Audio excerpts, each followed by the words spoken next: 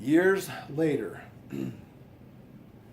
years later, I always wanted to go back to Bridger Wilderness. And I was probably 28-ish, approximately 28 at the time, 27. My wife had gone with her dancing group out of town. My son was young, 1 or 2, 2 or 3, 3 or 4. His name's Brandon, and he was able to be babysat by my mother-in-law. And anyway, I was excited to go up to Bridger Wilderness again. I hadn't been there for years, probably 5 or 10 years. I don't know. It was a long time, maybe 8 years. I'm not sure.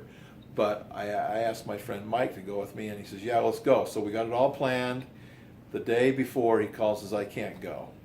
So I'm like, that sucks. But I had everything packed. So I just dropped my son off, and I went up there anyway. I'm thinking, I'm going to go by myself. I'm going to go backpacking by myself, and I'm going to have a great time. So whatever, I'm going to do it. And I'm not going to let somebody's inability to follow through with their commitment stop me from going. Well, the moral of this one is, when you go backpacking by yourself, it's a lot more lonely, and it's not as fun as when you go with your friends and your buddies or your dad. So I went up there, and I had my tent, all my old camping gear, my old tent from when I was a scout. I had all kinds of clothes. I had heavy tennis shoes, heavy pants. I had all kinds of stuff, and I packed it in, and it was a horrible, horrible walk. It took me forever, and I was kind of frustrated. I got into camp, down into the area where we normally camp, and there I laid out camp, and I did a little fishing, but it was getting pretty close to dark. In fact, when I was walking down off the ridge, I kicked out a big herd of elk, and I don't know, there's probably 10 or 20 elk. I don't know what it was, but they all bolted out from in front of me, and they ran up the mountain, and they were gone. But I got down into camp. I did take a shortcut down there. We usually take a shortcut and drop off the ridge down into that area. But it was a long walk, and I was very tired. I had my pistol with me. I had my gun with me, so people would stop and say, "How you doing?" We'd visit for a minute. They'd say, "How come you got a gun with you?" I'd always say, "Well, because I don't want people to bother me," and they just walk off like, they're a little bit nervous about me. But I didn't want anybody to bother me, and I kept my gun with me just in case there was a problem.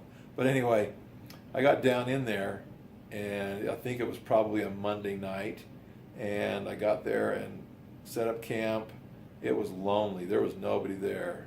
I could almost hear all my old friends talking and see my dad there and all my old scout buddies, but no one was there, just the memories. And I realized really quick, the reason why I go backpacking or camping or go out with people is because of the association of my friends and my loved ones. That's why I go do these things.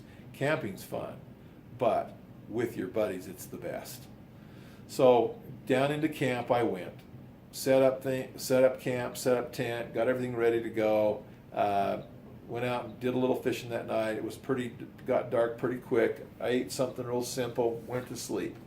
The whole night was a full moon. I was nervous that somebody's going to get me, so I kept my gun right there. No one ever bothered me, but I just didn't sleep very well. The next morning, I woke up. I went out, fished a couple times. My line got tangled a couple times, and I'm like, screw this. I am not staying here any longer. I am having a horrible time. I put some of my stuff back in my backpack. Some of it. That's the key word, some of it. I put some of my stuff back in my backpack, but I left my tent standing up. I left my tennis shoes I was thinking, I'm not taking any of that stuff. Whoever comes after me, they can have it. I left my tent set up. I left my shoes on the rock. I left my pants on the rock. I left several items that I had backpacked in. I thought, I am not carrying all this stuff back out. This is back in, early 80s.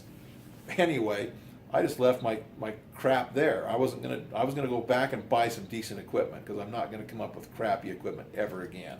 So I head out. I leave it all there. I just take off. I'm done. I'm out of there. I get home. My friend, who decided to go up by himself, I think he went up with another friend later on that next week, the next week. Mike went up, and he went down to that same area, and he saw my tent. It was still set up down there.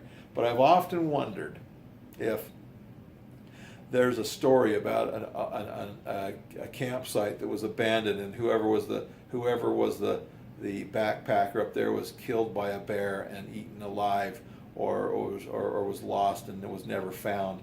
But that was my story. I abandoned the camp and I left part of my stuff there.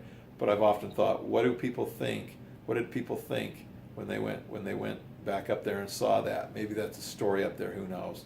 But anyway, hopefully somebody took my tent and my clothes and put them to good use.